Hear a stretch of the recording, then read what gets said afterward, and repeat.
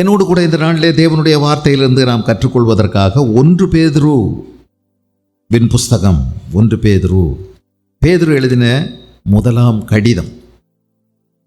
ஆதி கிறிஸ்தவர்களுக்கு பேதுரு அப்போஸ்தலன் எழுதின முதலாம் கடிதம் 2ஆம் அதிகாரம் 11, 12 ஆகிய வசனங்களை நாம் கவனிக்கிறோம். பிரியமானவர்களே, அந்நியர்களும் பரதேசிகளுமாயிருக்கிற நீங்கள் ஆத்துமாவுக்கு விரோதமாய் போர் செய்கிற மாமிச இச்சைகளை விட்டு விலகி, பிரஜாதிகள் உங்களை அக்கிரமக்காரர் என்று விரோதமாய் பேசும் விஷயத்தில் அவர்கள் உங்கள் நற்கிரியைகளை கண்டு அவற்று நிமித்தம் சந்திப்பின் நாளிலே தேவனை மைமைப்படுத்தும்படி நீங்கள் அவர்களுக்குள்ளே நல்நடக்கை உள்ளவர்களாய் நடந்து கொள்ளுங்கள் என்று உங்களுக்கு புத்தி சொல்லுகிறேன். இது அற்புதமான ஒரு புத்திமதி. தேவனுடைய மனிதர்கள் நமக்கு கொடுக்கின்ற புத்திமதிகள் நல்லது. புத்திமதிகளை நம்ம ஏற்றுக்கொள்ளணும் இல்லையா?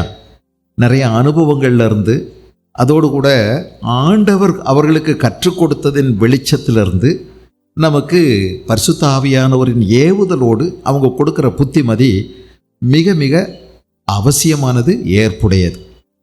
நம்முடைய மனசு அதை தள்ளக்கூடாது. சிலர் புத்திமதியவே விரும்புகிறதில்ல. புத்திமதியை விரும்பாதவங்களுக்கு என்ன நடக்கும்னு சொல்லி நீதிமொழிகளின் புஸ்தகத்தை நீங்கள் படித்தீங்கன்னா நிறைய ஆபத்தான விஷயங்களெல்லாம் சொல்லியிருக்கு. தீர்க்க தரிசனம் இல்லாத இடத்தில் ஜனங்கள் சீர்கெட்டு போவார்கள். ஆக தேவ ஆலோசனையை நாம் சந்தோஷமாக ஏற்றுக்கொள்ள வேண்டும்.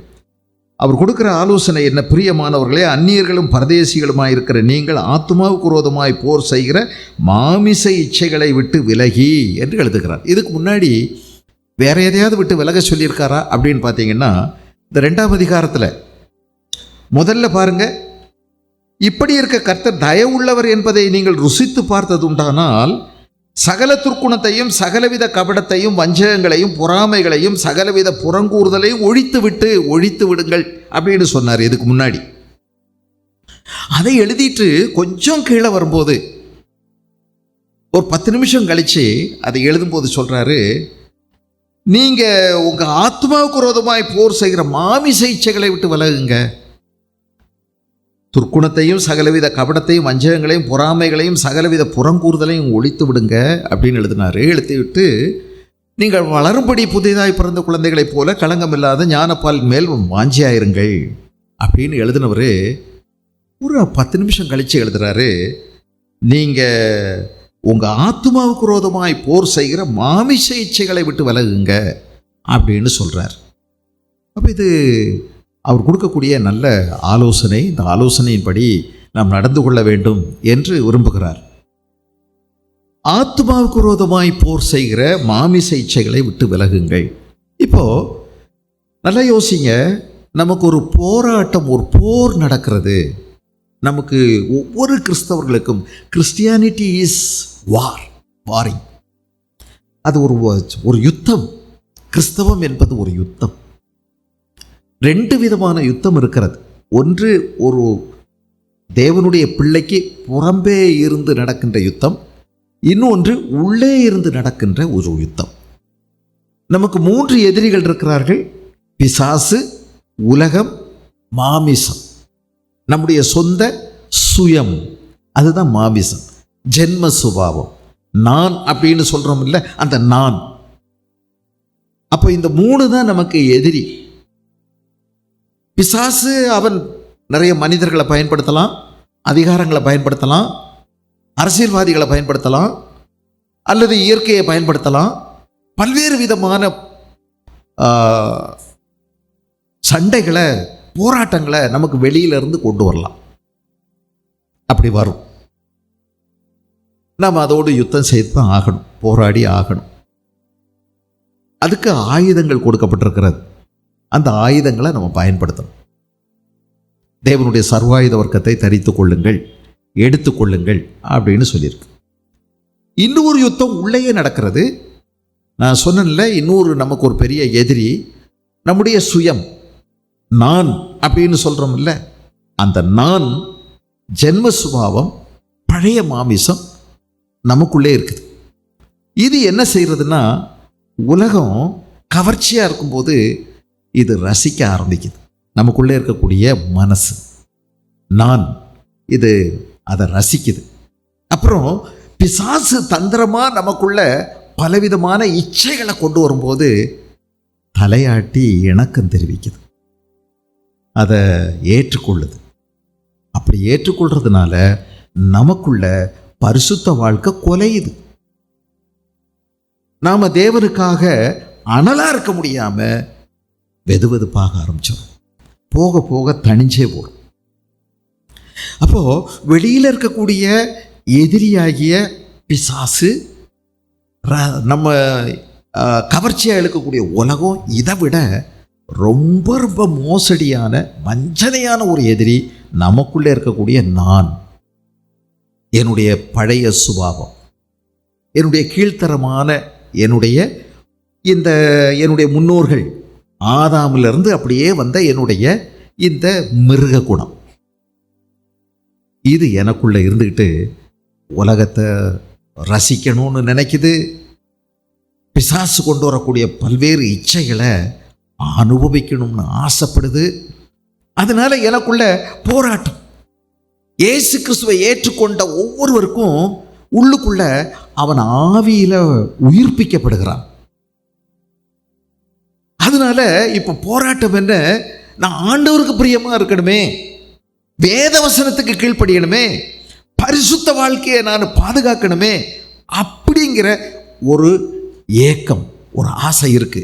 இன்னொரு பக்கம் என் மாமிசம், என் பழைய மனசு, என்னுடைய உள்ளான மனசு இருக்குது பாருங்க, அதில் என்ன நடக்குதுன்னா ஒரு ரகசிய ஒரு ஆசை, அதை கொஞ்சம் அனுபவிக்கணும், இதை கொஞ்சம் பார்க்கணும், இதையும் அனுபவிக்கணும் அப்படின்னு ஆசை பாருங்க. நான் அப்போது இந்த இழுப்பில் நான் உலகத்தின் பக்கமாக போகும்போது ஆண்டவர் பிரியமாக நடக்க முடிகிறதில்ல. எனக்கு நல்லது செய்யணும், ஆண்டவர் பிரியமாக இருக்கணும்னு ஒரு ஆசை இருக்குது. இன்னொரு பக்கம் இதுவும் என்ன இச்சிக்குது. எனக்குள்ள பெரிய ஒரு கீழ்த்தரமான ஒரு ஏக்கமும் என் மாம்சம் விரும்புது, என் மனசு அதில் ரொம்ப ரசிக்குது, இன்பம் அனுபவிக்கணும்னு ஆசைப்படுது. இந்த ரெண்டுக்கும் நடுவில் இழுபறி ஆகிறோம். இதுதான் போராட்டம். அப்போ ஆவி மாம்சத்துக்கு விரோதமாகவும் மாமிசம் ஆவிக்கு விரோதமாகவும் இச்சிக்கிறது, ஒரு போர் நடக்கிறது. நான் செய்ய வேண்டும் என்று இருக்கிறவைகளை செய்யாமல் செய்ய வேண்டாம் என்று இருக்கிறவைகளை விரும்பி செய்து கொண்டிருக்கின்றேன். என்ன செய்வது? நான் ஒரு நிர்பந்தமான மனுஷன். நான் ரெண்டு பக்கமும் இழுக்கப்பட்டு சிக்கொண்டிருக்கிறேன். எனக்குள்ள ஒரு ஆசை இருக்கு, ஆண்டவர் பிரியமா நடக்கணும்னு. ஆனா என்னுடைய பழைய மனசு, எனக்குள்ள பழைய சுபாவம் இதை ரொம்ப அனுபவிக்கணும்னு ஆசைப்படுது. ஆக இந்த ரெண்டுக்கும் இடையில நான் சிக்கலாகிறேன். அப்படிங்கிறது நமக்கு இதான் போராட்டம். இந்த போராட்டத்துக்கும் நமக்கு ஆண்டவர் உள்ளான இந்த போராட்டத்துக்கும் ஆயுதம் கொடுத்திருக்கிறார். அது என்ன ஆயுதம்? 2 கொரிந்தியர் 10வது அதிகாரத்தில் அந்த ஆயுதம் சொல்லப்பட்டிருக்குது. 2 கொரிந்தியர் 10வது அதிகாரம் 3வது வசனத்தை நீங்கள் கவனிச்சிங்கன்னா, நாங்கள் மாம்சத்தில் இருந்தாலும் எழுதுறார் 3வது வசனம், நாங்கள் மாம்சத்தில் நடக்கிறவர்களாயிருந்தும் மாம்சத்தின்படி போர் செய்கிறவர்கள் அல்ல. எங்களுடைய போராயுதங்கள் மாம்சத்துக்கு ஏற்றவர்களாயிராமல் அரண்களை நிர்மூலமாக்குகிறதற்கு தேவ பலமுள்ளவைகளாக இருக்கிறது. சாத்தான் கட்டுற கோட்டைகள் இருக்குது பாருங்க, அவன் பறிக்கிற குழிகள் இருக்குது பாருங்க, அவன் செய்யக்கூடிய ரகசிய டனல்கள், ரகசிய பாதைகள், அவன் கட்டுற வீடு, எல்லாவற்றையும் அரண்களை நிர்மூலமாக்குறதுக்கு தேவ பலமுள்ளவைகள். ரொம்ப ஆழத்தில் போய் கூட வெடிச்சு செதறி மேலே கொண்டு வந்துடும், எதிரியை சுக்குநூறாக்கிடும். எழுதியிருக்கு, எங்களுடைய போராயுதங்கள் மாம்சத்துக்கு ஏற்றவர்களாயிராமல் அரண்களை நிர்மூலமாக்குகிறதற்கு தேவ பலம் உள்ளவைகள், அவைகளால் நாங்கள் தர்க்கங்களையும் தேவனை அறிகிற அறிவுக்கு விரோதமாய் எழும்புகிற எல்லா மேட்டிமையையும் நிர்மூலமாக்கி எந்த எண்ணத்தையும், எங்க எண்ணம் நம்ம சிந்தனையில் வருது பாருங்க, துரிச்சையான எண்ணங்கள், எல்லா எண்ணங்களையும் கிறிஸ்துவுக்கு கீழ்ப்படிய சிறைப்படுத்துகிறவர்களாயும் இருக்கிறோம். பார்த்தீங்களா? கிறிஸ்துவுக்கு கீழ்ப்படிய சிறைப்படுத்துகிறவர்களாக இருக்கிறோம்.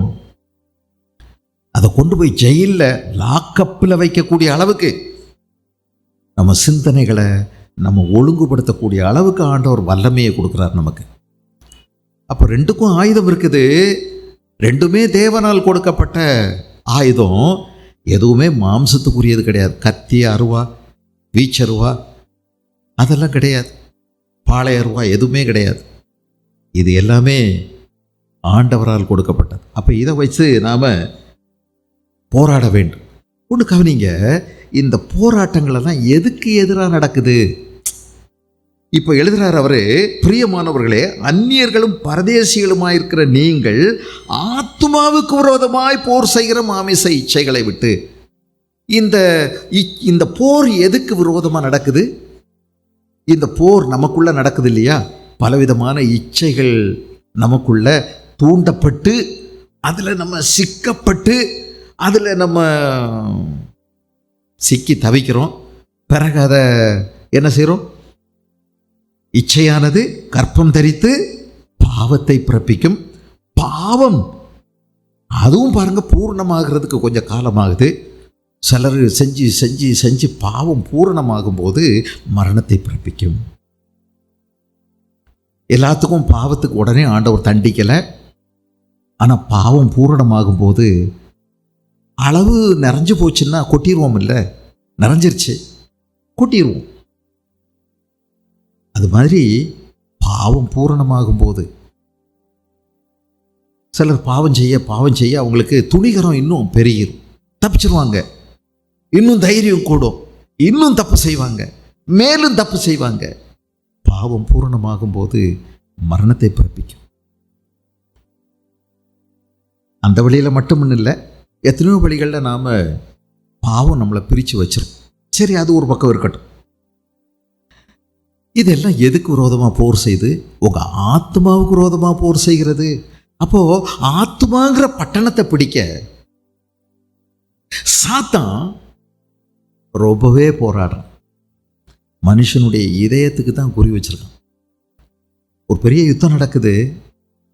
சாத்தான் நம்முடைய பரம விரோதி. Is the sole enemy. அவன் நமக்கு குறி வைக்கிறதெல்லாம் நம்முடைய ஆத்மாவை கெடுக்கிறதுக்கு. நான் அதில் கொஞ்சம் கவனம் செலுத்தணும்னு ஒரு முறை. ஆத்மா அப்படிங்கிற வார்த்தைக்கு கிரேக்க மொழியில் சைக் அப்படிங்கிற வார்த்தை கொடுக்கப்பட்டிருக்கு. PSUCH, சைக். இந்த வார்த்தையிலிருந்து தான் சைக்காலஜி அப்படிங்கிற வார்த்தை உருவாகுது. மனோ தத்துவம், மனது ஆத்மா. உங்கள் ஆத்மான்னு போட்டிருக்கிறதுல இந்த ஆத்மாவுக்கு இன்னொரு வார்த்தை மனது அப்படின்னு வருது, சைக். சரி, ஆவின்னு ஒரு வார்த்தை இருக்குல்ல. மனுஷன் சரீரம், ஆத்மா, ஆவின்னு சொல்கிறோமே, அதுக்கு என்ன வார்த்தை அப்படின்னு கேட்டால் பெனுமா அப்படிங்கிற வார்த்தை ஆவிக்குன்னு போட்டிருக்கு. PNEUMA, பெனுமா அப்படிங்கிற வார்த்தை போட்டிருக்கு. அப்போது பைபிளில் ஜென்ம சுபாவத்தார் அப்படின்னு போட்டிருக்குது, ஆவிக்குரியவன் அப்படின்னு போட்டிருக்குது.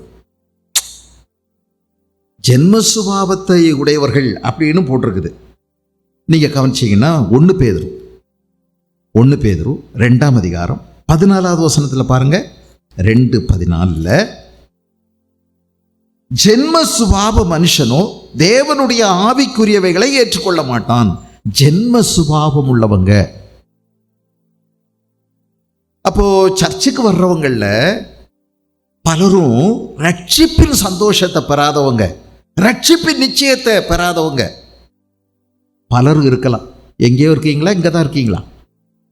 நான் சொல்கிறத கவனிக்கிறீங்களா?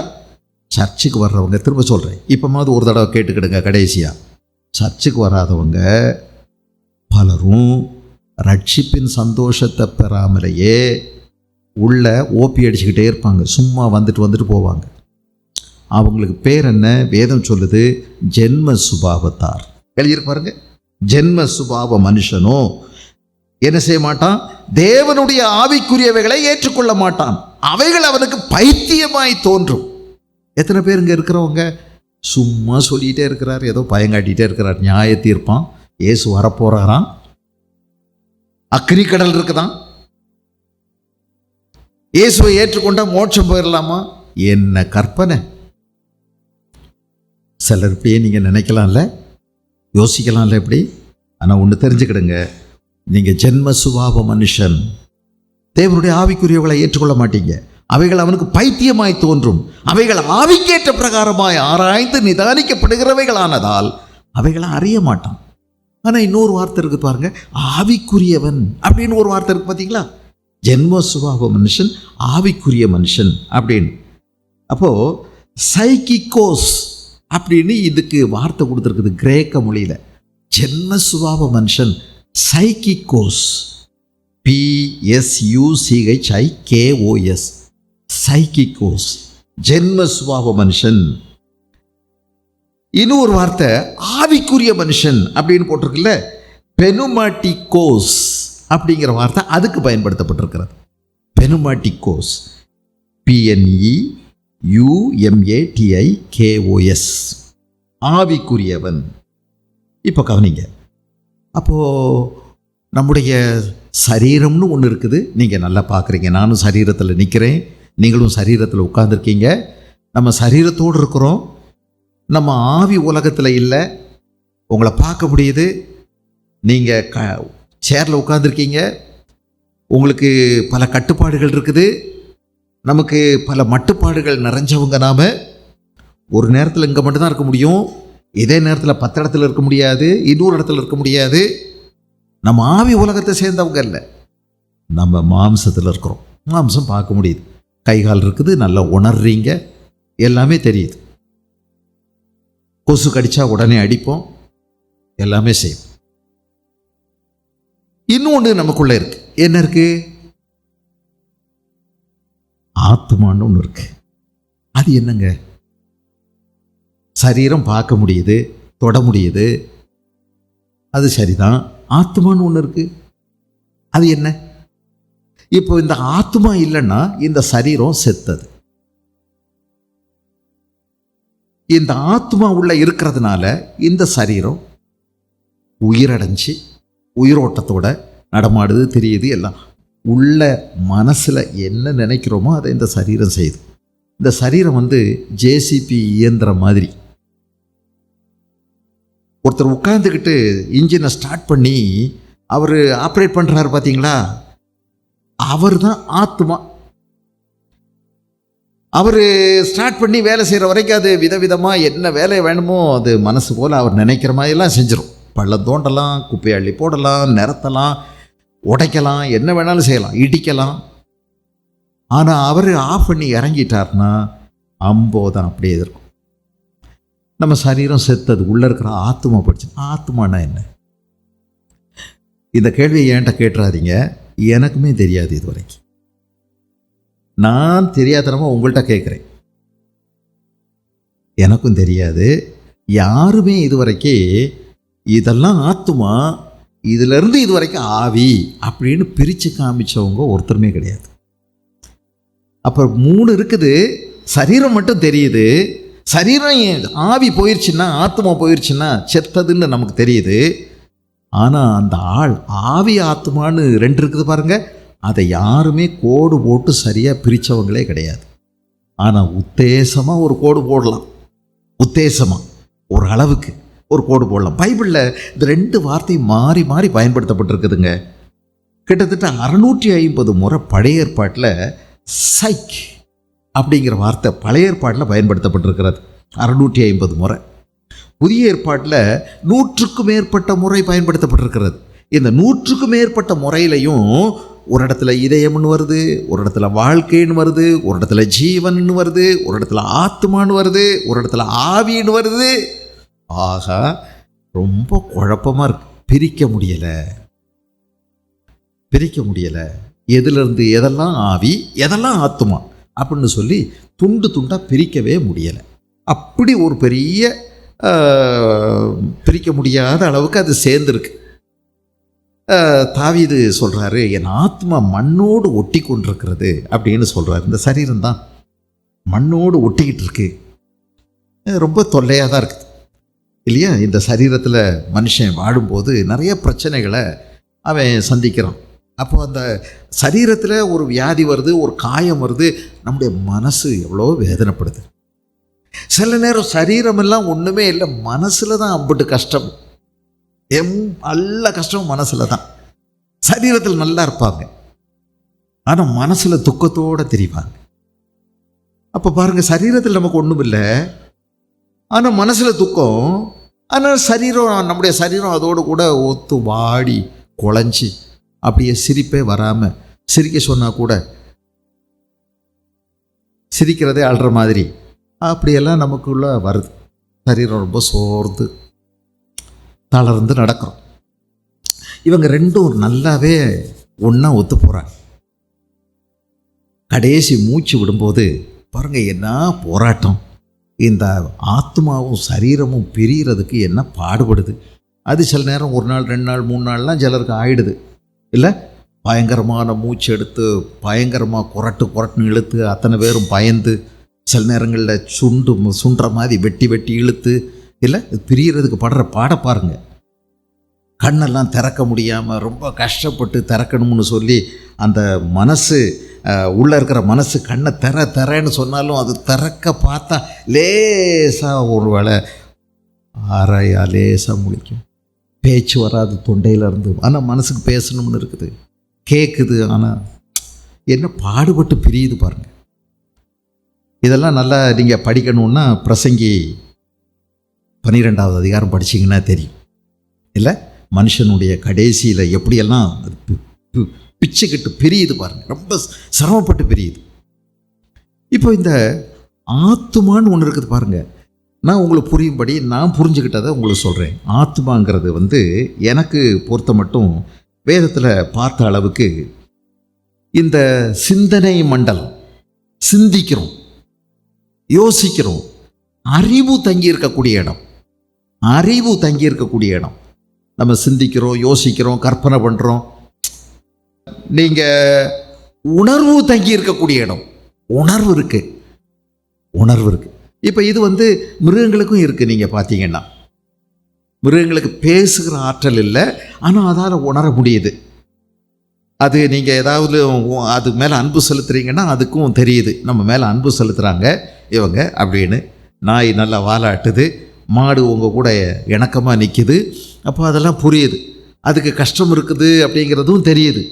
அது கூப்பிடுறாங்கன்னா அதுவும் தெரியுது. நம்ம மேலே கோபத்தோடு இருக்காங்கன்னா அதுவும் அது புரிஞ்சுக்கிடுது. அதனுடைய உணர்வுகளை எல்லாம் தன்னுடைய குட்டிகளுக்கு கொட்டுது, இதையெல்லாம் சொல்லி கொடுக்குது. பல விதமாக அது செயல்படுது. அதுக்கும் சிந்திக்க முடியுது ஓரளவுக்கு. மனுஷனை போல அல்ல, சிந்திக்கின்ற ஆற்றல் இருக்கிறது, உணர்கின்ற ஆற்றல் இருக்குது. ஓங்கி அடித்தா அது கத்துது, அதுக்கு வலிக்குது, உணர்வெல்லாம் இருக்குது. ஏஐ தொழில்நுட்பத்துக்கு அது கிடையாது. அதுக்கிட்ட இருந்து போதனை கேட்கலாம்னு நினச்சிங்கன்னா அதுக்கு உணர்வு இல்லாமல் பேசிகிட்டு இருக்கும், அது மிஷின். இப்போது மனுஷன் அப்படி இல்லை. அவனுக்கு அறிவு, சிந்திக்கிற ஆற்றல், ஞாபக சக்தி, உணர்வு, இதெல்லாம் அவன் கூட இருக்குது. அப்போது இறந்த பிறகும் நல்லா கவனிங்க, இயேசு கிறிஸ்து தன்னுடைய பக்கத்தில் சிலுவையில் ஒருத்தன் கிடந்தான், தொங்கிட்டு கிடந்தான். அவன்கிட்ட ஒரு வார்த்தை சொன்னார், இன்றைக்கு நீ என்னோடு கூட பரதேசியில் இருப்பாய் அப்படின்னு சொன்னார்ல. அவனால் உணர முடியும், அவனால் அதை சிந்திக்க முடியும், அவரோட அந்த விஷயங்களை எல்லாம் அவன் அனுபவிக்க முடியும். இறந்த பிறகும் இந்த உணர்வு, அறிவு, ஞானம், ஞாபக சக்தி எல்லாமே கூடையே இருக்கும். சரீரத்துக்கு இருக்காது, ஆனால் அது ஒரு தனி மனுஷன். இயேசு கிறிஸ்து 2 பேரை பற்றி பேசினார். ஒரு பெரிய ஐஸ்வர்யவான், ஒரு லாசரு. அவங்க 2 பேரும் இறந்து போயிடுறாங்க. லாசரு அடக்கம் பண்ணல, ஆனால் ஐஸ்வர்யவான பெரிய ஊர்வலம்லாம் வச்சு அடக்கம் பண்ணாங்க. பெரிய சமாதியெல்லாம் கட்டினாங்க, ரொம்ப பேர் புகழ்ந்து பேசினாங்க. ஆனால் மரணத்துக்கு பிறகு 2 பேரும் சந்திக்கிறாங்க, 2 பேரும் உணர்றாங்க, 2 பேராலையும் பேச முடியுது. ஆபிரகாம் பேசுகிறார், அதுக்கு பதிலாக ஆபிரகாம் நல்ல தலையை வருடி கொடுக்குறாரு, உச்சியில் முத்தம் கொடுக்குறாரு, அவனை தேற்றுறாரு, வெல்டன், நல்லா செஞ்சப்பா அப்படின்னு சொல்கிறாரு. ஆனால் இந்த ஐஸ்வர்யவானை பாருங்க, அவன் வேதனைப்படுறான், அவன் வேதனையை உணர முடியுது. ஐயோ நான் வேதனைப்படுறேனே அப்படின்னு சொல்கிறான். அவனுக்கு தாகம் இருக்குது, எனக்கு கொஞ்சம் தண்ணி கொடுங்களேன் அப்படின்னு கேட்குறான். செத்த பிறகு தாகம் எடுக்குது, உணர முடியுது, வேதனை இருக்குது, ஞாபகம் இருக்குது, ஞாபகம் நீ எப்படி வாழ்ந்தன்னு நினைத்துக்கொள் அப்படின்னு வேற அவர் சொல்றாரு. இவர் நினைச்சுக்கிட்டே இருப்பார் பிறகு, நினைக்கணும். இப்போ என்ன செஞ்சுட்டு இருக்கிறார் ஐஸ்வர்யவான்? இப்பவும் நினைச்சுக்கிட்டே இருக்கிறார். நினைத்துக்கொள், நினைத்துக்கொள். ஏப்பா ஞாபக சக்தி கொல்லுன்னு கொல்லுதுக்கு அவனை. நல்லா கவனிச்சுக்கிடுங்க. இயேசு கிறிஸ்து இல்லாம இந்த பூமியை விட்டு போறவங்க அவங்க நினைச்சு நினைச்சு நினைச்சு நினைச்சு வேதனைப்பட்டுக்கிட்டே இருப்பாங்க. நரகாக்கனை கூட என்னைக்கோ ஒரு நாள் வரும். ஆனால் அதுக்கு முந்தி அவங்கள போட்டு கொல்றது இந்த நினைவுகள். ஐயோ, எனக்கு இயேசுவை பற்றி சொன்னாங்களே, எத்தனையோ தடவை என்ன சொன்னாங்களே, நான் ஏற்றுக்கொள்ளாமல் விட்டுட்டேனே. ஹலோ, ஏற்றுக்கொள்ளாமல் விட்டனே, இயேசுவை நிராகரிச்சிட்டனே. அழதான் செய்யணும், வேதனை தான் வரும். ஞாபக சக்தி கூட இருக்குது, நினைவுகள் கூட இருக்குது, உணர்வுகள் கூட இருக்குது. இந்த சரீரம் தான் மண்ணுக்கு போயிடுச்சு. ஆனால் மனுஷனுடைய ஆத்மா அழியாது, அது கூடயே இருக்கு. ஆவினா என்ன? இப்போ ஆவினா என்ன? ஆவி தான் நமக்கும் மிருக உலகத்துக்கும் நம்ம விட்டு பிரிக்கிற ஒரு விஷயம். அது என்ன? தேவன் நமக்குள்ள கொடுத்திருக்கக்கூடிய ஒரு தெய்வீக சிந்தனை, தெய்வ உறவுக்கான ஒரு அற்புதமான ஒரு இணைப்பின் பகுதி ஆவி. அதுல என்ன இருக்குன்னு நினைக்கிறீங்க? தெய்வ சிந்தனை மட்டும் இல்லை, அதுக்குள்ள நன்மையும் தீமையையும் பகுத்தறியக்கூடிய ஒரு மனசாட்சியை அவர் வச்சிருக்கார். மனசாட்சி அங்கதான் இருக்கு. இதுதான் மிருகங்களுக்கு இல்லை, அதான் ஆவின்னு சொல்றோம். இயேசு கிறிஸ்து நம்மை இந்த பூமியில ரட்சிக்கும் போது நம்முடைய ஆவியை அவர் உயிர்ப்பிக்கிறார். நம்முடைய மனக்கண்களை அந்த ஆவியை திறந்து விடுறார். நம்முடைய மனக்கண்கள் திறக்கப்படுகிறது. இயேசுதான் மெய்யான தெய்வம் என்று அறிகிறோம். பரிசுத்த ஆவியானவர் நம்முடைய ஆவியோடு கூட பேச ஆரம்பிக்கிறார். ஏன் ஆவியோட? கர்த்தருடைய ஆவியானவர். பாருங்க, நம்ம பரிசுத்த ஆவியானவரை பெற்றுக்கொள்கிறோம். கலாத்தியர்ல நீங்க பார்த்தீங்கன்னா 4ஆம் அதிகாரம், கலாத்தியர் 4ஆம் அதிகாரத்தில் 6வது வசனம், மேலும் நீங்கள் புத்திரராயிருக்கிறபடியினால் அப்பா பிதாவே என்று கூப்பிடத்தக்கதாக தேவன் தமது குமாரனுடைய ஆவியை உங்கள் இருதயங்களில் அனுப்பினார். பெந்தேகோஸ்தே சபையார் இதை ஒத்துக்கிடுவாங்களா? இதை விசுவாசிக்கிறாங்களா? இதை போதிக்கிறாங்களா? என்ன இருக்குது? நீ இயேசு கிறிஸ்துவை சொந்த ரட்சகராக ஏற்றுக்கொண்டு ஆண்டவர் அப்பாடு கூப்பிடும் போது நீ அவருடைய பிள்ளையா மாறுற. அவரை ஏற்றுக்கொண்டவர்கள் எத்தனை பேர்களோ அத்தனை பேர்களும் அவருடைய பிள்ளைகளாகும்படி அதிகாரம் கிடைக்கிறது. அப்போ என்ன செய்யறாரு? நீயும் நானும் கேட்காமலே நாம விழிப்பிருந்து காத்திருந்து பல நாள் உபவாசம் இருந்து பரிசுத்த ஆவியானவருடைய அபிஷேகத்துக்காக காத்திருக்காமலேயே அவர் என்ன செய்யறார் பாருங்க. மேலும் நீங்கள் புத்திரராய் இருக்கிறபடினாலே அப்பா பிதாவே என்று கூப்பிடத்தக்கதாக தேவன் தமது குமாரனுடைய ஆவியை உங்கள் இருதயங்களில் அனுப்பினார். ஹல்லேலூயா! எத்தனை பேர் விசுவாசிக்கிறீங்க? இந்த பரிசுத்த ஆவியானவர் உங்களுக்கு நீங்க கேட்டில்ல, அவர் அருளுகிறார், அருளி செய்கிறார். பார்த்தீங்களா? நீங்க பிள்ளைகளா இருந்தா நீங்க அவருடைய ஆவியினால நடத்தப்படுவீங்க. கர்த்தருடைய ஆவியானவர் உங்கள்கிட்ட பாவத்தை குறித்து, நீதியை குறித்து, வரப்போகிற நியாய தீர்ப்பை குறித்து கண்டித்து உணர்த்துவார். சரி, இந்த பரிசுத்த ஆவியானவரோட பல்வேறு அனுபவங்கள் இருக்கு, நான் அதை இல்லைன்னு சொல்லலை. ஆனால் கர்த்தருடைய ஆவியானவர் உங்களுக்குள்ள நீங்க கேட்கறதுக்கு முந்தையே உங்களுக்கு தெரியாமலேயே அவர் வந்துடுறார். அவர் உங்களை அப்பா பிதாவேடு கூப்பிடத்தக்கதான தேவன் தம்முடைய குமாரனுடைய ஆவியை நமக்குள்ள வைக்கிறாரு. இயேசுநாதர் சொன்னார்ல, நான் போய் இன்னொரு தேற்றவாளனை உங்களுக்கு அனுப்புவேன், நான் போகலைன்னா அனுப்ப முடியாது. இன்றைக்கு அவருடைய குமாரனுடைய ஆவியை நமக்கு கொடுத்திருக்கிறார். இது பிதாவிலிருந்தும் குமாரிலிருந்தும் புறப்படுகிற ஆவியானவர். ஸோ நீங்கள் ஒவ்வொருவரும் இயேசு கிறிஸ்துவ சொந்த ரட்சகராக ஏற்றுக்கொண்டது உண்டானால் பரிசுத்த ஆவியானவர் உங்களுக்குள்ள இருக்கிறாருங்க. சந்தேகப்பட்டுறாதீங்க. யாரையோ பார்க்கும்போது ஐயோ அவங்கெல்லாம் இப்படி அந்நிய பாஷை பேசுகிறாங்க, கொதிக்கிறாங்க, கொதி நிலையில் இருக்கிறாங்க, தண்ணியை சுடுக்கு தண்ணியை ஊற்றுன மாதிரி ஆடுறாங்க செய்கிறாங்க. நமக்கு அப்படி இல்லையே அப்படின்னு நினைக்கிறாதீங்க. அப்போ என்னத்தையோ ஒன்று பேசுங்கன்னு சொல்லி எல்லாரும் ஆக மொத்தம் ஒன்றே பேசிகிட்டு இருக்காங்க. நிறைய பேரை நான் கேட்டுட்டேங்க, அந்நிய பாஷை பேசுகிறவங்க ஏகப்பட்ட பேர் ஒன்று போல் ஒரே தான் பேசிகிட்டே இருக்காங்க. நான் இந்த அனுபவங்கள் எல்லாம் இந்த சர்ச்சில் என்னுடைய சிறு வயதிலேருந்து கடந்து வந்தேன். ஏன் இப்படி தான் பேசுவாங்க? எல்லாருக்கும் ஒன்றே தானா? அந்த 4 வார்த்தை, அந்த 4 வரி, எல்லாரும் அதே தானா? புதுசே கிடையாது. பிறகு சாகிற வரைக்கும் அதே தானா?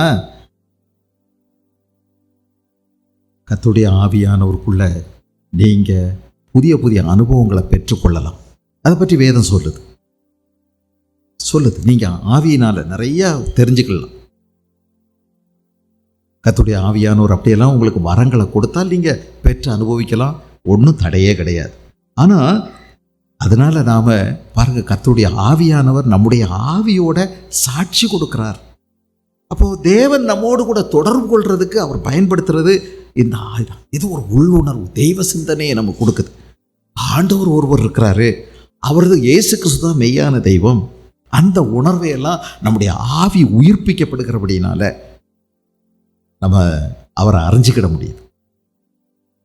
அப்போ ஆவி, ஆத்மா, சரீரம். இப்போ இந்த இச்சைகள் எதை பிடிக்க போராடுதான்? ஆத்மாவுக்கு விரோதமாக போராடுது. ஆத்மாவை பிடிக்கத்தான் அது போராடுது. சாத்தானுடைய லக்கு, சாத்தானுடைய டார்கெட்டு ஆத்மாவை சீரழிக்கிறது. அப்படியானா நீ என்ன செய்யணும்? ஆத்மாவை ரொம்ப கவனமாக கவனிக்கணுமா இல்லையா? ஆத்மா ரொம்ப முக்கியமானது. இயேசு கிறிஸ்து சொன்னார், மனுஷன் உலகம் முழுவதையும் ஆதாயப்படுத்தினாலும் தன் ஆத்மாவை நஷ்டப்படுத்தினால் அவனுக்கு லாபம் என்ன? மார்க் எழுதின சுவிசேஷம் 8ஆம் அதிகாரத்தில் 36, 37, மனுஷன் உலகம் முழுவதையும் ஆதாயப்படுத்தி கொண்டாலும் தன் ஜீவனை நஷ்டப்படுத்தினால் அவனுக்கு என்ன லாபம்? மனுஷன் தன் ஜீவனுக்கு ஈடாக என்னத்தை கொடுப்பான்? இயேசு கிறிஸ்து கேட்டார், ஜீவனுக்கு ஈடா, ஆத்மாவுக்கு ஈடா எதை கொடுக்க முடியும்? நான் சங்கீதம் 49, 7, 8 விதமாக சொல்றது, ஒருவனாவது தன் சகோதரன் அழிவை காணாமல் இனி என்றென்றைக்கும் உயிரோடு இருக்கும்படி எவ்விதத்தினாலாவது அவனை மீட்டு கொள்ளவும் அவன் நிமித்தம் மீட்கும் பொருளை தேவனுக்கு கொடுக்கவும் கூடாதே. இறந்துட்டா நிறைய பேர் சொல்றாங்க, என்னார் இறைவனடி சேர நம்ம பிரார்த்தனை செய்யலாம், அவருடைய ஆத்மா சாந்தி அடைய பிரார்த்திக்கிறோம் அப்படின்னு சொல்லி நிறைய பேர் சொல்கிறது என்னென்னு அவங்களுக்கு தெரியாது. இது ஒரு வழக்கமான ஒரு சொல்லுன்னு நினச்சி சொல்லிடுறாங்க. யாராவது இறந்த பிறகு அவர்களுடைய ஆத்மா இறைவனடி கொண்டு போய் சேர்க்கிறதுக்கு எவர்களையும் முடியாது, வழியும் தெரியாது. அதுக்கு என்ன திதி கொடுத்தாலும், என்ன நீங்கள் புண்ணிய அர்ச்சனைகள் செய்தாலும், எத்தனை தடவை நீங்கள் வருஷத்தில் போய் என்ன பண்ணாலும், முன்னோர்களுக்கு திதி செலுத்தினாலும் ஆகவே ஆகாது. எழுதியிருக்கு, ஒருவனாவது தன் சகோதரன் அழிவை காணாமல் இனி என்றைக்கு உயிரோடு இருக்கும்படி எவ்விதத்தினாலாவது அவனை மீட்டு கொள்ளவும் அவன் நிமித்தம் மீட்கும் பொருளை தேவனுக்கு கொடுக்கவும் கூடாதே. எதை கொடுத்தும் நீ ஆத்மாவை சாந்தி அடைய வைக்க முடியாது. சாந்தியெல்லாம் இங்கே வாங்கிக்கிட்டாதான், சமாதானம் இயேசுவோட இங்கேயே நீ பெற்றுக்கொண்டாதான், இல்லைன்னா உனக்கு சமாதானம் கிடைக்காது. உன்னை இறைவனடியில் என்ன ஜெபம் பண்ணாலும் கேட்காது, எத்தனை தடவை பால் ஊற்றினாலும் போகாது, எத்தனை பூமாலை கொண்டு போய் நீ கல்லறையில் போட்டாலும் ஆகவே ஆகாது. நீ ரொம்ப வீணாக்குற, ரொம்ப வேஸ்ட் பண்ணுற. அதை யாருக்காவது சாப்பிட்றது கூட அந்த காசை கொடுக்கலாம், ஒரு பிரயோஜனமும் இல்லை. உயிரோடு இருக்கிற வரைக்கும் தான். உயிர் கடைசி மூச்சு போகும்போது அவனுக்கு வாய்ப்பு முடிந்தது, அவ்வளவுதான். ஆகவே காற்று இருக்கும் போதே தூற்றிக்கொள், வாய்ப்பு இருக்கும் போதே நீ இயேசுவை சொந்த ரட்சகராக ஏற்றுக்கொள். அது பிறகு ஒன்றுமே யாராலையும் செய்ய முடியாது. அதை இயேசு கிறிஸ்து ரொம்ப தெளிவாகவே சொல்கிறார். மனுஷன் உலகம் முழுவதையும் ஆதாயப்படுத்தி கொண்டாலும் தன்னை கெடுத்து நஷ்டப்படுத்தினால் அவனுக்கு லாபம் என்ன? லூக்கா எழுதின சுவிசேஷம் 9:25 இவ்விதமாக கேட்குறது. அதனால் நம்ம ரொம்ப ஜாக்கிரதையாக யோசிக்க வேண்டியது இருக்குது. மாயக்காரன் பொருளை தேடி வைத்தாலும் தேவன் அவன் ஆத்துமாவை எடுத்துக்கொள்ளும் போது அவன் நம்பிக்கை என்ன? ஆத்துமாவை ஆண்டவர் ஒரு நாள் கூப்பிடுவார், வா அப்படின்னு கூப்பிட்டுருவார். அப்போ போய் தாகணும், இல்லை கொஞ்சம் பொறுங்க, எனக்கு அவசரமாக ஒரு வேலை இருக்குது, என் செல்ஃபோனை நான் வீட்டில் வச்சுட்டு வந்துட்டேன், அவசரமாக போய் எடுத்துகிட்டு வந்துடுறேன், ஒரு 2 நிமிஷம் மட்டும் கொடுங்க அப்படின்னு கேட்க முடியுமா? இல்லைங்க, கேட்க முடியாது. ஒரு நிமிஷம் கூட திரும்ப இந்த பூமியில் இருக்கிறதுக்கு வாய்ப்பே கிடையாது. ஒவ்வொரு மனுஷனுக்கும் நாள் குறிக்கப்பட்டிருக்கிறது, நேரம் குறிக்கப்பட்டிருக்கிறது. மரணம் என்று நம்மை சந்திக்கும் போது போயே ஆக வேண்டும். ஆக என்ன செய்வோம்? நம்ம ஆத்மாவுக்கு நம்ம ரொம்ப காவல் இருக்க வேண்டும். ஆகவே வேதம் சொல்லுகிறது, எல்லா காவலோடும் உன் ஆத்மாவை காத்துக்கொள், உன் ஆத்மாவை காத்துக்கொள். ரொம்ப காவல் இருக்க வேண்டியது உன் ஆத்மா, உன் இதயம். எல்லா காவலோடும் உன் இருதயத்தை காத்துக்கொள். அதனிடத்தில் இந்த ஜீவ ஊற்று புறப்படும். ரொம்ப காக்க வேண்டியது. ஏன்னா நமக்கு நிறைய பிரச்சனைகள் இருக்கு, மாம்சத்தின் கிரியைகள் நிறைய இருக்கு. வம்பு, வழக்கு, சண்டை, விரோதம், வைராக்கியம், தூஷணமான வார்த்தை, பொறாமை, எரிச்சல், கோபம், வைராக்கியம், பழி வாங்கிறது, பழி சொல்றது, குற்றப்படுத்துறது, நிறைய பேரை பற்றி புரணி பேசுறது, நிறைய பேரை பற்றி அவங்களுடைய நன்மைகளை தூஷிக்கிறது, எல்லாம் எங்கேருந்து வருது? இருதயத்திலிருந்து தான் வருது. இருதயத்து நிறைவினால வாயில் நிறைய கோப்பிடிக்குது, நிறைய சொல்லிடுறோம். நம்ம வாய் பெரிய பிரச்சனை நமக்கு. ஐயையோ, நானும் என்னுடைய பெரிய வாய், அதான் பெரும் பிரச்சனை. நான் தான் எனக்கு பெரிய எதிரி, என்னுடைய சுயம். எவ்வளோ காவல் நம்ம காக்க வேண்டியிருக்கு. எந்நேரமும் பல அடுக்கு காவல் நம்ம செய்யணும். ஒவ்வொரு நேரமும் அதுக்குள்ளே போய் நம்முடைய இருதயத்துக்குள்ள சாத்தான் குடியிருக்கிறதுக்கு கள்ளத்தனமாக அவனுடைய தூதர்களை அனுப்ப நம்ம விடக்கூடாது. பொறாமையின் ஆவி, எரிச்சலின் ஆவி, கோபத்தின் ஆவி, கசப்பின் ஆவி, விரோதத்தின் ஆவி, பழிவாங்கும் உணர்வு நமக்குள்ள பதுங்கிறதுக்கு விடவே கூடாது. அது பிறகு கள்ளர் கோகையாக மாறிடும். நம்முடைய இருதயம் கள்ளர் கோகையாக மாறிடும். நம்முடைய சரீரம் பேயினுடைய சந்தக்கடையாக மாறிடும். ஏசுராஜா சொன்னார், ஒருவன் என் ஆலயத்தை கெடுத்தால் அவனை நான் கெடுப்பேன் அப்படின்னு சொன்னார். நீங்கள் தான் என் ஆலயம். ஆலயத்துக்கு 2 தடவை இயேசு கிறிஸ்து சுத்தம் பண்ணார்னு சொல்லி பதிவு இருக்கு. நம்முடைய சரீரம் ஆண்டவருடைய ஆலயம். இந்த ஆலயத்தை அவர் விலை கொடுத்து வாங்கியிருக்கிறார். இதை நம்ம இஷ்டத்துக்கு நம்ம கண்டதையும் அள்ளி உள்ளே போட முடியாது. இதை ரொம்ப பாதுகாக்கணும். நீங்கள் எல்லா காவலோடும் இருதயத்தை காத்துக்கோ, இருதயத்தை காத்துக்கோ, மனசை பாதுகாத்துக்கோ. இருதயம், மனசு, ஆத்மா எல்லாம் ஒன்று தாங்க, மாறி மாறி போட்டிருக்குது. இதை காத்துக்கோ, காத்துக்கோ, காத்துக்கோ. ஏதாவது உள்ள நுழையிறதுக்கு விடாத. இதை எதிர்த்து நில்லு, இதை விரட்டி அடி. யாராவது நம்மகிட்ட வந்து இன்னொருத்தரை பற்றி பேசுகிறாங்கன்னா கொஞ்சம் நில்லுங்க, வேறு ஏதாவது நம்ம பேசுவோம், ஆண்டவரை பற்றி பேசுவோம், இதை பற்றி பேசாதீங்க. நம்ம அடுத்தவங்களை பற்றி எதுக்கு பேசணும்? தடுங்க, தடுங்க. வாய் கொஞ்சம் மோசமானது நம்ம வாய். ஒருவன் எவ்வளோப்பட்ட ஆளாக இருந்தாலும், எவ்வளோ பக்திமானாக இருந்தாலும் வாயை, நாவை காக்கிறது ரொம்ப கஷ்டம். அது அடங்காத பொல்லாதது, அடங்கவே அடங்காது. எல்லாத்தையும் மனுஷன் அடக்கியிருக்கான், தன் சொந்த நாவை அடக்க ஒரு மனுஷனாலும் கூடாது. அது அடங்கா பிடாரி. அதனால இதை அடக்கணுமே, அடக்கணுமே. காவலிரு, காவலிரு, அடி, நொறுங்கு. உன் மனசுக்கு ஏற்றபடியெல்லாம் நடக்காத. எல்லா காவலோடும் உன் இருதயத்தை காத்துக்கொள். எதையும் உள்ள பூந்துற விடாத. இன்னொருத்தரை பற்றி நம்ம கேட்டுக்கிட்டு இருந்தோம்னா அவங்கள பற்றிய ஒரு கெட்ட அபிப்பிராயம் நமக்குள்ளே உண்டாயிரும்.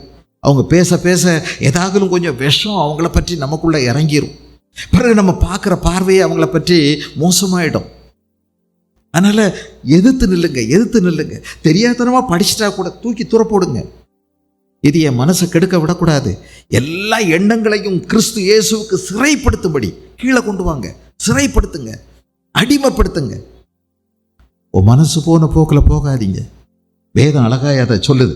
அதனால் ரொம்ப கவனமாக இருக்கணும். இதை எப்படி நம்முடைய உணர்வு, ஆசை, தீர்மானங்கள், நம்முடைய எண்ணங்கள், கற்பனைகள் நிறைந்தது தான் அந்த ஆத்மா. இதை ரொம்ப ஜாக்கிரதையோடு நம்ம பாதுகாக்கணுமா. கலாத்தியர்கள் நிருபம் கலாத்தியர் 5ஆம் அதிகாரத்தில் ஒரு நல்ல ஆலோசனையை பவுல் எழுதுகிறார். 5:16 வசனம். 5:16 என்ன செய்யணும்? 5:16 சொல்லியிருக்குது, பின்னும் நான் சொல்லுகிறது என்னவென்றால், ஆவிக்கேற்றபடி நடந்து கொள்ளுங்கள், அப்பொழுது மாமிச இச்சையை நிறைவேற்றாதிருப்பீர்கள். வழி என்ன? காத்துக்கொள்றதுக்கு வழி என்ன? ஆவிக்கேற்றபடி நடங்க. பரிசுத்த ஆவியானவருடைய சத்தம் கேட்க நடங்க. வேத வசனத்திலிருந்து தினசரி வாசிங்க. தினசரி அடிக்கடி வேத வசனத்தை வாசிங்க. அப்படி வாசிக்கும் போது உங்களுக்கு என்ன தேவையோ அந்த சூழ்நிலையில், அந்த இடத்துல, அந்த நேரத்தில், அந்த பிரச்சனையில், அந்த சிக்கலில் கர்த்தர் தம்முடைய வார்த்தையை உங்களுடைய மனதில் கொண்டு வருவார், நினைவுபடுத்துவாருங்க. நீங்கள் படித்ததிலிருந்தோ கேட்டதிலிருந்தோ உங்களுக்கு நினைவுபடுத்துவார். அவர் எப்போவுமே எவர் பிரசன்ட் ஹெல்பர், எப்பவுமே உங்களுக்கு உதவி செய்ய வல்லவர். சோதனைகள் வர்றது நல்லது. சோதனைனா என்ன? நாம பாவம் செய்வதற்கு, தவறு செய்வதற்கு நமக்கு சாத்தான் கொண்டு வந்து சேர்க்கின்ற ஒரு ஸ்டேஜ், ஒரு ஒரு ஒரு சூழ்நிலை. தவறு செய்வதற்கு எனக்குள்ள இருந்து கெட்டதையெல்லாம் வெளியில் கொண்டு வரணும் அப்படின்னு சொல்லி சாத்தான் கொண்டு வருகிற ஒரு சூழ்நிலை தான் சோதனை. சோதிக்கப்படுகிற எவனும் நான் தேவனால் சோதிக்கப்படுகிறேன் என்று சொல்லாதிருப்பானாக. தேவன் ஒருவரையும் பொல்லாங்கினால் சோதிக்கிறவர் அல்ல. நீ தப்பு செய்வியா செய்ய மாட்டியா அப்படின்னு ஒன்று அப்படியே நூல் மேலே நடக்க வச்சு ஒன்று அப்படியே பரிசோதிக்கிறவர் ஆண்டவர் இல்லை. அவரும் எவராலையும் பொல்லாங்கினால சோதிக்கப்பட முடியாது. அவர் யாரையும் பொல்லாங்கினால் சோதிக்கிறவரே அல்ல. உனக்கு ஒரு காதலை தூண்டிவிட்டு கரெக்டாக அந்த பையன் திடீர்னு வாட்ஸ்அப்பில் வந்து சிரிச்சு, வீடியோ காலில் வந்து, இன்ஸ்டாகிராமில் வந்து, இதெல்லாம் ஆண்டவர் செய்கிறதில்லை. அவனவன் தன் சுய இச்சையினாலே சிக்கொண்டு சோதிக்கப்படுகிறான். இதுக்கு சோதனைக்காரன் பிசாசு பின்னாடி இருக்கான். அதனால் நீ தான் பல முறை சொல்லணும், ஆவிக்கேற்றபடி நடந்து கொள்கள். பரிசுத்த ஆவியானவர் உன்கிட்ட சொல்வார், இந்த பாரு முளைச்சி 3 இலை விளை, இப்போ தான் உனக்கு 12 வயசு 11 வயசு, அதுக்குள்ளே காதலா, விட்டு தொலை, வெட்டியறி அப்படின்னு சொல்லுவார்ல, அதை கேளு, அதை கேளு. ஆவியானவருடைய வார்த்தை இன்னும் நீ நிறைய போடும். உனக்குன்னு நான் நிறைய லட்சியம் நிறைய வச்சிருக்கிறேன். நீ தொட வேண்டிய உயரம் நிறைய. உன்னை நான் பெருசாக ஆளாக்கணும்னு நினச்சிருக்கிறேன். உனக்குன்னு நிறைய நான் வச்சுருக்கிறேன். என் மனசில் நிறைய கனவு இருக்குது, கற்பனை இருக்குது, திட்டம் நிறைய வச்சுருக்கேன். உன்னை நான் மேன்மைப்படுத்துவேன், உன்னை நான் வாழ வைப்பேன், உன்னை நான் ஆளாக்குவேன், உன்னை நான் வச்சு அழகுபடுத்துவேன், உன்னை வச்சு சரித்திரம் படைப்பேன் அப்படின்னு சொன்னால் அதை கேளு. ஆவிக்கேற்றபடி நடங்க. விட்டு விலகு அப்படின்னு சொன்னால் உடனே விட்டுறணும். திரும்ப அதை ரசிக்கணும்னு நினைக்கக்கூடிய உன்னுடைய மாமிச இச்சையோட போராடி அதை மேற்கொள்ளணும். நீ அதுக்கு அடிமையாக கூடாது. அதை நீ அடிமைப்படுத்தணும், அதை உனக்கு கீழ்ப்படுத்தணும். எந்த எண்ணத்தையும் கிறிஸ்து இயேசுக்குள்ள நீ சிறைப்படுத்தணும் அப்படின்னு வேதம் சொல்லுது. அதனால் இந்த எண்ணங்களை எல்லாம் கிறிஸ்து இயேசுக்குள்ள சிறைப்படுத்தணும். ஆவிக்கேற்றபடி நடந்து கொள்ளுங்கள், அப்பொழுது மாமிச இச்சைகளை நிறைவேற்றாதிருப்பீர்கள் அப்படின்னு போட்டிருக்கு. இப்படி நீ ஆவிக்கேற்றபடி நடக்கணும். நடக்கும்போது கர்த்தருடைய ஆவியானவர் உனக்குள்ள அவருடைய திவ்ய சுபாவங்களை உனக்குள்ள கொடுப்பார். அப்போ பொறாமை வரும், நமக்குள்ள எரிச்சல் வரும், கோபம் வரும், கசப்பு வரும், சிலர் மேலே விரோதங்கள் ஏற்படும். இல்லை, இதெல்லாம் நீ என்ன செய்யணும்? உன் இருதயத்தில் தேங்க விடாமல் கர்த்தருடைய ஆவியானவர் சொல்கிறாரு, சாயங்காலம் ஆகிறதுக்கு முன்னாடி, சூரியன் அஸ்தமிக்க விடுறதுக்கு முன்னாடி உன் கோபம் தனிய கிடவுது, கெட்ட வார்த்தை உன் வாயிலிருந்து வரக்கூடாது. இதெல்லாம் சொல்லும்போது கீழ்ப்படி, ஒப்புரவாகு, போ, உன்னை தாழ்த்து. உன் பெருமையே நீ ஊதி ஊதி பலூன்மாய் பெருசாக்காத. பெருமைக்கு இடம் கொடுக்காத, ஆணவத்துக்கும் அகங்காரத்துக்கு இடம் கொடுக்காது. கீழ்ப்படி, தாழ்ந்து போ, போய் மன்னிப்பு கேளு, சீராக்கு, சரிப்படுத்து, விட்டுரு, இதயத்திலிருந்து விடு. விடுதலை சத்தியம் உங்களை விடுதலை ஆக்கும்னா போராட்டம் இருக்கான்னு நினச்சிங்களோ? விடுதலைக்கு எப்போவுமே ஒரு போராட்டம் உண்டுங்க. நம்ம நாட்டில் விடுதலைக்காக நிறைய நாள் போராடி இருக்காங்க. நிறைய பேர் இன்னுயிரை கொடுத்துருக்காங்க. அதுக்கு பிறகுதாங்க விடுதலை கிடச்சிது. ஒரு நாள் ராத்திரி இந்தியாவுக்கு விடுதலைன்னு சுதந்திரம் கொடுக்குறாதாக அம்மையார் அறிவித்த போது, எலிசபெத்து ராணி அறிவித்த போது ராத்திரி, நமக்கு அவங்களுக்கு பகல். நம்மெல்லாம் தூங்கிட்டு இருந்தோம். ஆனால் நிறைய பேர் உயிரை கொடுத்துட்டாங்க. ஜாலியன் வாலாபாக் படுகொலைன்னு கேட்டிருக்கீங்களா? பெரிய பெரிய பீரங்கி வண்டியை விட்டு நசுக்கி ஏற்றிட்டாங்க. இது இந்தியாவினுடைய வரலாறு. சும்மாலாம் வரல சுதந்திரம். வேதம் என்ன சொல்லுது பார்த்தீங்களா? சத்தியம் உங்களை விடுதலையாக்கும்னு சொன்னால் அங்கே எவ்வளோ பெரிய போராட்டம் இருக்கும். அந்த போராட்டத்துக்கு பிறகுதான் அந்த விடுதலை ஆகும். அந்த சுதந்திரத்தை நீ அனுபவிக்க முடியும். போராடு. மாம்சத்தின் இச்சைகள், ஆவிக்கும் மாம்சத்துக்கும் இடையில உள்ள போராட்டம். போராடு, போராடு. நீ ஜெயிச்சிட்டேன்னா அதாங்க நல்ல போராட்டம். நீ கர்த்தருடைய ஆவியினால ஜெயம் பெற்றேன்னா நல்ல போராட்டம். இல்லைன்னா நீ ஓஞ்சு ஓஞ்சு தோற்று போக உனக்குன்னு தேவன் வச்ச மேன்மைகளை நீ அடைய முடியாமல் போயிடும். கர்த்தர் ஒன்று வச்சு நிறைய சித்தம் வச்சிருக்கிறார், நிறைய ஆசீர்வாதமான திட்டங்களை வச்சிருக்கார். அம்புட்டையும் நீ குப்பையாக்கிடுவேன். இன்னைக்கு படிச்ச பார்த்தீங்களா? உன் ஸ்தானம் இன்னொருத்தருக்கு போயிடும். அவனுடைய பிள்ளைகள் இப்படி ஆகட்டும் அப்படி ஆகட்டும் நல்லா சொல்லியிருக்கு. மேன்மையை நம்ம இழந்துடும். ஆவிக்கேற்றபடி நடங்க. ஆவியின் சத்தத்தை கீழ்ப்படிங்க. கர்த்தருடைய சத்தம் கேட்டு பழகுங்க. ஆண்டவரே, இந்த இதில் எனக்கு இப்படியெல்லாம் வருது, என் வீட்டுக்காரர் இப்படியெல்லாம் பேசுகிறாரு, குடிச்சிட்டு வர்றாரு, என்ன செய்யணும்? ஏய், வீட்டுக்குள்ளே வராத, வெளியே போ, ஊர் சீத்துடுவேன், இவ்வளோ நேரம் எங்கடா போனேன் அப்படின்னு கேட்குறது நம்முடைய மாமிசம். ஆவியின் சத்தம் கேளுங்க. அவர் வேற ஒன்றும் ஏதோ சொல்லுவார். அவர் அப்படி நடக்க சொல்லி கொடுக்கல நமக்கு. நம்முடைய ஆயுதம் மாம்சத்துக்குரியவைகள் கிடையாது. நம்முடைய நம்முடைய ஆயுதம் பிரயோகிக்கிறோம் பாருங்க, ஆயுதம் மாம்சத்துக்குரியதே கிடையாது. வாட போடா, அவனை ஆடுறா பார்க்கலாம், நீ ஆடுறா, 4 அடி வாங்கிட்டு திரும்பவும் கேட்குறது ஆடுறான். அவன் திரும்பவும் கழுத்தோடு சேர்த்து ஒரு அடி அடிப்பேன். அடிப்பியாடா ஆடுறா பார்க்கலான்னு திரும்பவும். என்ன பொம்பளை தான் அடிச்சு போட்டான், இப்போ கழுத்தோடு வேற அடிச்சு போட்டான். அப்புறம் ஓங்கி தலையில் ஒரே அடி மண்டையில். அப்புறம் ஐயோப்பா, இதுக்கெல்லாம் வம்புக்கு போகணும்? இதாங்க மாமிசத்தின் ஆயுதங்கள். ஏன் இதுக்கு போறீங்க?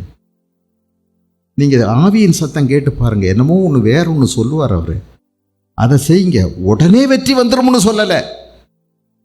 ஆனால் உங்களுக்கு வெற்றி நிச்சயம்.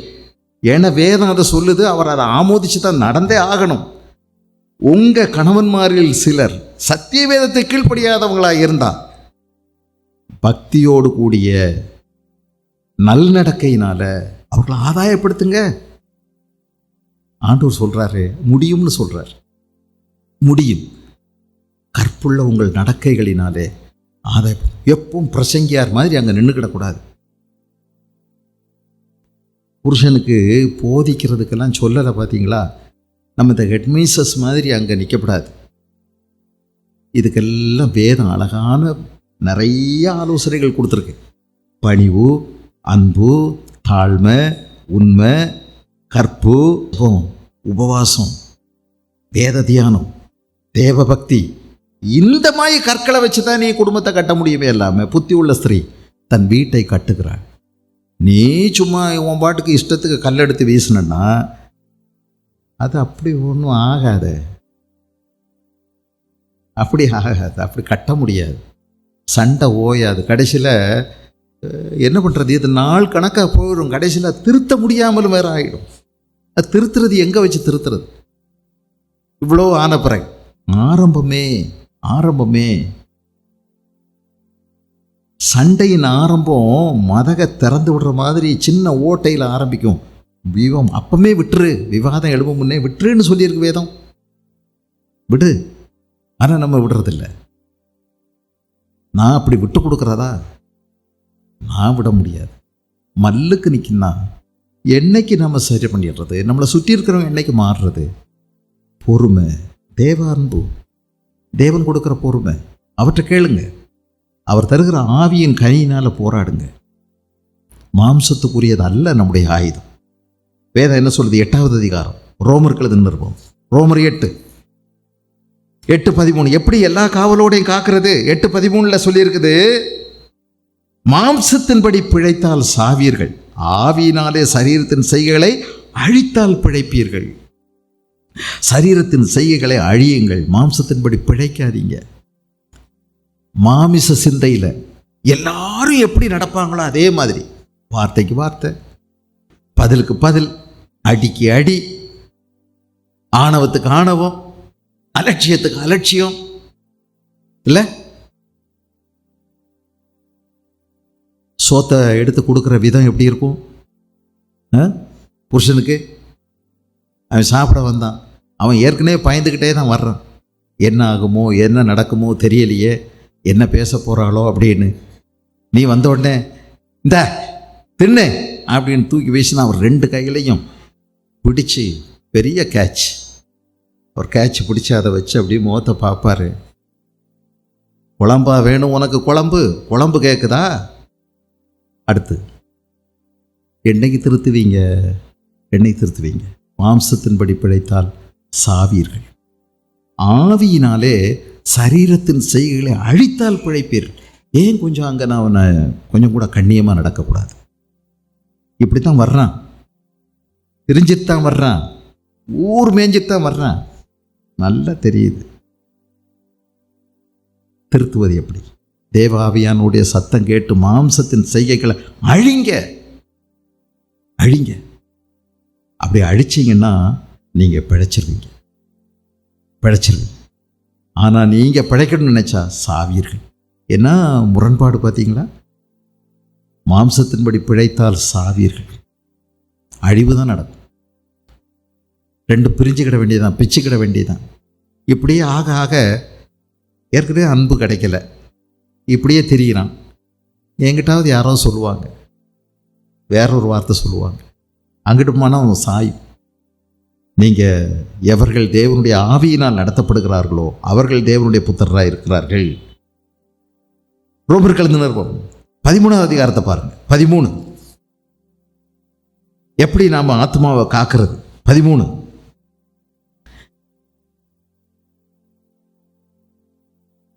11வது வசனம், நித்திரை விட்டு எழுந்திருக்கத்தக்க வேளையாயிற்று என்று நாம் காலத்தை அறிந்தவர்களாய் இப்படி நடக்க வேண்டும். நாம் விசுவாசிகளான போது ரட்சிப்பு சமீபமாயிருந்ததை பார்க்கல, இப்பொழுது அதிக சமீபமாயிற்று. இரவு சென்று போயிற்று, பகல் சமீபமாயிற்று. ஆகையால் அந்தகாரத்தின் கிரியைகளை, இயேசுனுடைய வருகை சீக்கிரமாயிடுச்சுங்கிறார். இரவு சென்று போயிற்று, பகல் சமீபமாயிற்று. எப்படி இரவு போய் பகல் வருதோ அதே மாதிரி இயேசுனுடைய வருகை சீக்கிரம். ஆகையால் அந்தகாரத்தின் கிரியைகள் அப்படின்னு சொல்றாரு. அந்தகாரத்தின் கிரியைகள் அப்படின்னா என்ன? பேய்த்தனங்கள், பொறாமை, எரிச்சல், கோபம், வாக்குவாதம், சண்டை, அடிதடி, கலகம், இதெல்லாம் என்னது? அந்தகாரத்தின் கிரியைகள், பேய்த்தனம். அந்தகாரத்தின் கிரியைகளை தள்ளிவிட்டு ஒளியின் ஆயுதங்களை தரித்து கொள்ள கடவோம். அந்தகாரத்தின் கிரியைகளை தள்ளிவிட்டு ஒளியின் ஆயுதங்களை தரித்து கொள்ள கடவோம். களியாட்டு, வெறி, வேசித்தனம், காமவிகாரம், வாக்குவாதம், பொறாமை. நம்ம குடிக்கிறது, புகைக்கிறது, அப்புறம் பொடி போடுறது, புகையில போடுறது, கூலி போடுறது, ஊர் சுற்றிட்டு வர்றது, அல்லது செல்ஃபோனில் நிறைய ஆபாச படங்களை பார்க்குறது, இதெல்லாம் பாவம்னு சொல்லும்போது வேதம் இதை விட வேறு விஷயங்கள் விசுவாசிகளை பற்றி சொல்லியிருக்குது. வாக்குவாதம், பொறாமை உள்ளவர்களாய் நடவாமல் பகலிலே நடக்கிறவர்கள் போல சீராய் நடக்க கடவோம். துர்ரிச்சைகளுக்கு இடமாக உடலை பேணாத கர்த்தராகிய இயேசு கிறிஸ்துவை தரித்து கொள்ளுங்கள்.